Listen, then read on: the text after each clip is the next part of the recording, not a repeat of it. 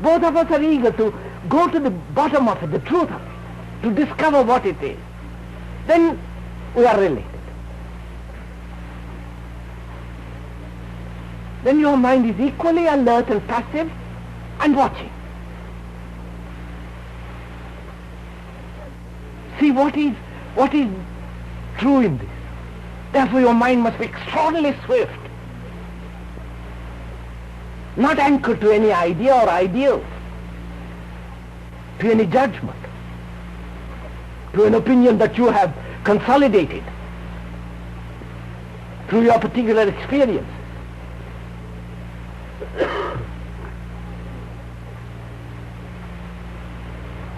So understanding comes surely when there is a swift pliability of the mind which is passively aware.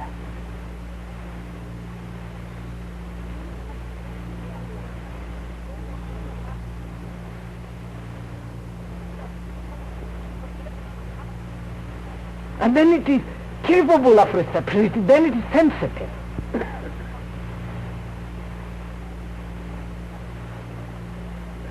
A mind is not sensitive when it is crowded by ideas, prejudices, opinions.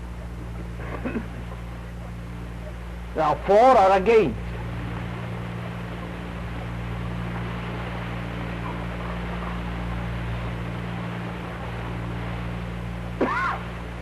So to understand relationship, there must be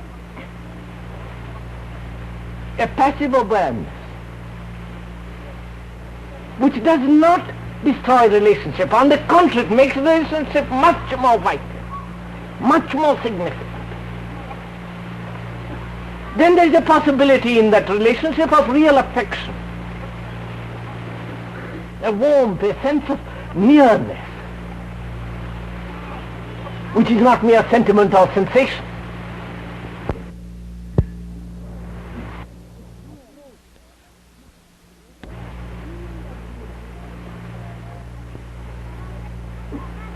And if we can approach or be in that relationship to everything,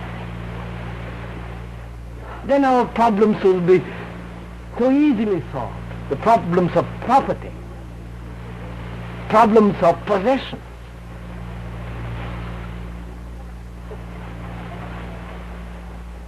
Because that which we possess, that we are.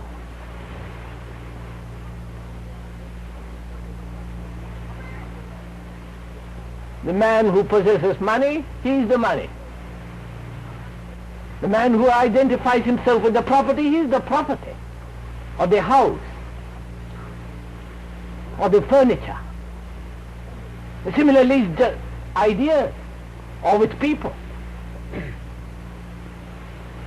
Then there is no relationship when there is possession.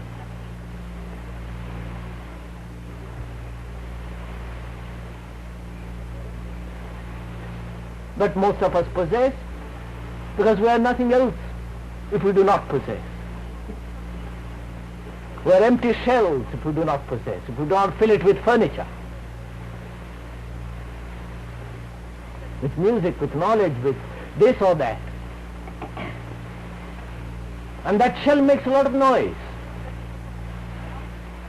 And that noise we call living.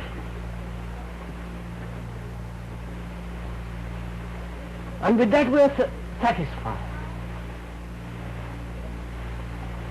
And when there is a disruption, breaking away from that, then there is sorrow. Because then you suddenly discover yourself as you are. That empty shell without much meaning.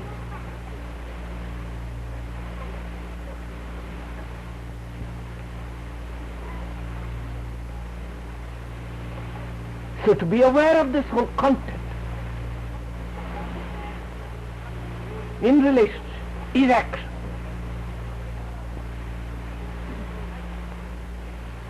And from that action there is a possibility of making relationship more true. Possibility of giving it greater depth and greater significance and knowing what love is.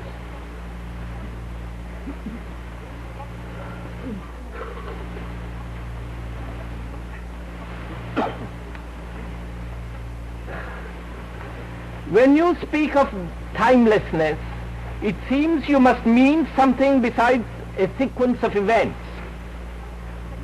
Time to me is necessary for action, and I cannot imagine existence without sequence of events. Do you perhaps mean that by knowing what part of you is eternal, then time no longer becomes a means to an end, or a means to progress? When you speak of timelessness, it seems you must mean something besides a sequence of events. Time to me is necessary for action, and I cannot imagine existence without sequence of events. Do you perhaps mean that by knowing what part of you is eternal, then time no longer becomes a means to an end, or a means to progress?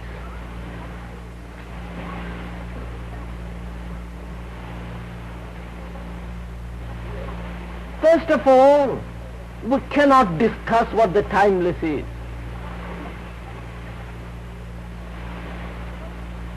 You cannot, a mind that is the product of time cannot think of something which is timeless. Because after all, my mind, your mind, is the result of the past. It's founded upon the past. Its thought is the outcome of the past, which is time. And with that instrument, we try to think of something which is not of time.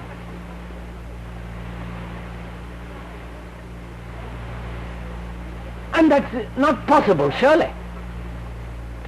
We can speculate upon it. We can write books, we can imagine, we can do all kinds of tricks with it. But it will not be the real.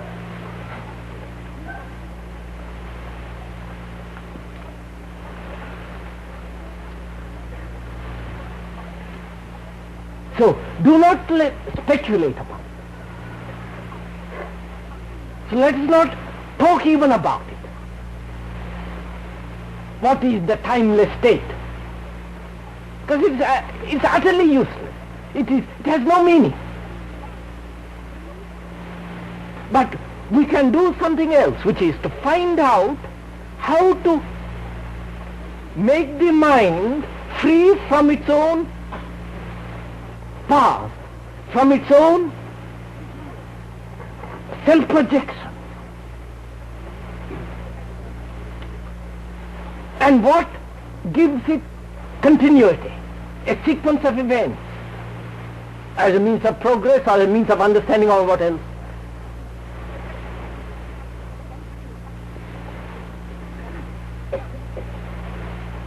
We can see that a thing that continues must decay.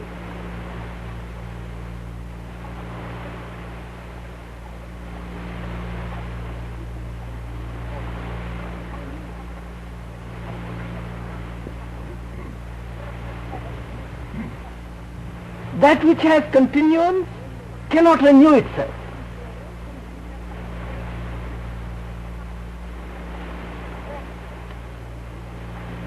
Only that thing which comes to an end can renew.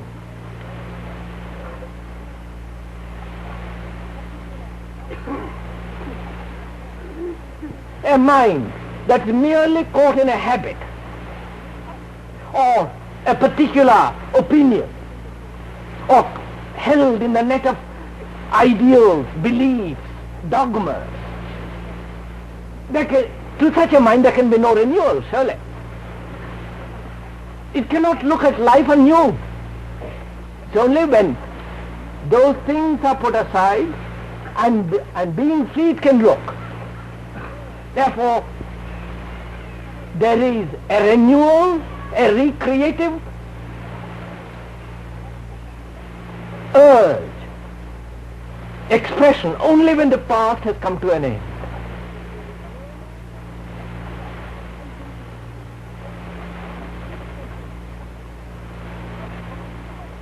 That means when there is no longer identification which gives continuity. As the me and the mine, my property, my home, my wife, my child, my ideals, my gods, my political opinions.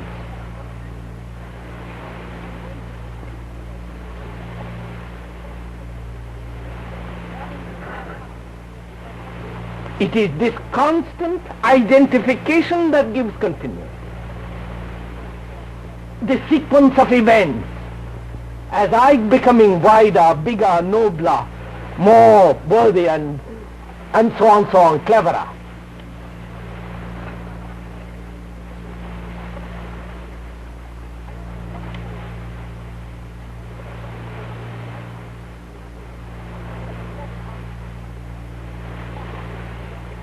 And is life, existence, a matter of sequence of events?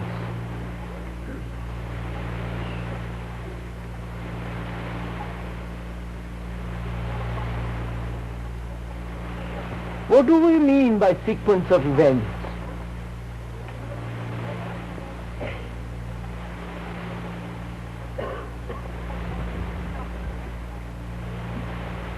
Do I know that I am alive because I remember yesterday?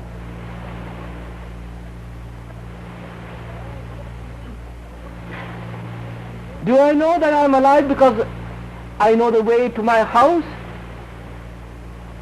Or do I know that I am alive because I am going to be somebody?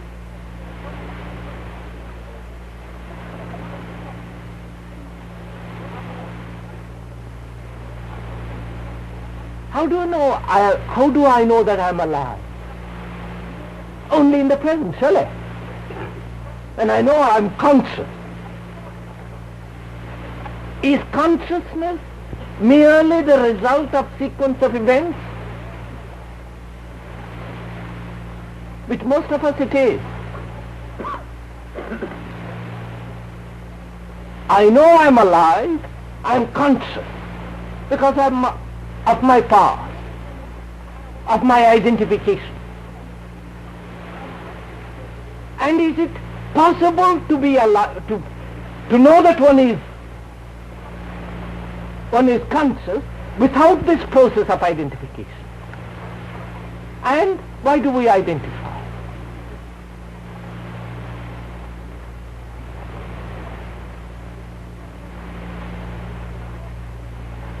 Why do we identify as my property, my name, my ambition, my progress? Why?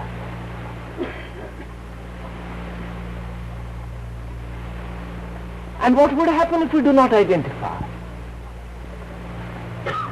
Would we deny all existence? Perhaps if we do not identify, there might be a wider field for action, a greater depth to feelings and to thought. But we identify because it gives us the feeling of being alive as an entity, a separate entity. So what is implied is the feeling that one is separate has become so important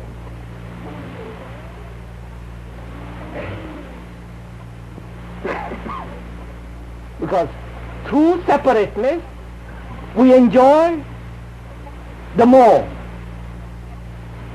And when we deny separateness, we are afraid that we will not be capable of enjoying, having pleasures. Surely that is the basis for the desire to have continuity, is it not? Seeing all that, there is a collective process at work. Seeing that separateness involves a great deal of destruction and so on, separateness, in opposition to that there is collectiveness. Destroying the individual separate. But the individual becomes the collective through another form of identification.